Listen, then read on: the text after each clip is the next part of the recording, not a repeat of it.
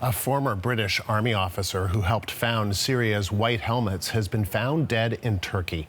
The White Helmets are a group of emergency medical workers based in rebel-held areas supporting wounded civilians. They're known officially as Syria Civil Defense and have been hailed for saving more than 115,000 lives during years of bombing by Syrian government and Russian forces. The body of James the Mesurier, whose organization Mayday Rescue trained many White Helmet volunteers, was discovered outside his apartment in Istanbul. Freelance journalist Rebecca Collard is in Beirut and has this update. We know that his body was found around 4:30 a.m. local time, that there was fractures in both his legs. And the last piece of information is that his wife apparently told a security source in Turkey that he had taken a sleeping pill around 4 a.m. and gone to bed.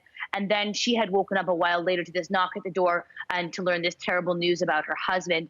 Now, I think the question, Andrew, at the moment, the key question is going to be, how did this happen? And I think right now the question is, was this foul play? Was this an accident, or was this a suicide? And, despite the fact that, as you mentioned, he was recognized for his work in saving Syrian civilians, for his work with the White Helmets organization, his work was controversial for some people. So, just last week we had Russian authorities tweeting out, accusing him of helping what they call terrorist organizations, saying that he was a member actually of MI6, the British intelligence agency, rather than military intelligence before. So I think because of that, because of the controversy around his work and because of the sensitivity of what he did, is why we're seeing that Turkey say that they're going to launch quite a thorough investigation, and why there's going to be a lot of attention, Andrew, on this case in the days and the weeks ahead. And tell us more about what was James' connection with the White Helmets, known officially as Syria's Civil Defense. Right, Andrew. So James ran an organization called Mayday, and that organization trained first responders, civil defense groups like the White Helmets, and he's often referred to by many people as one of the founders of the organization.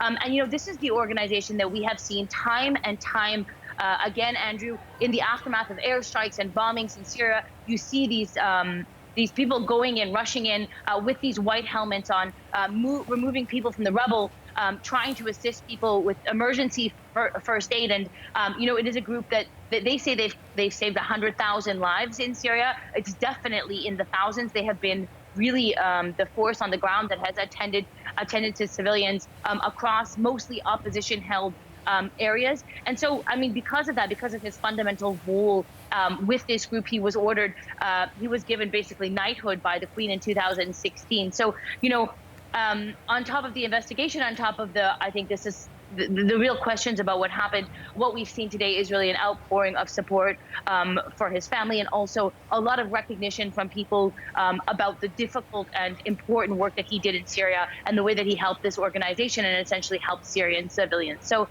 definitely, I think we're going to be watching in the coming days and the coming weeks, Andrew, to find out what happened.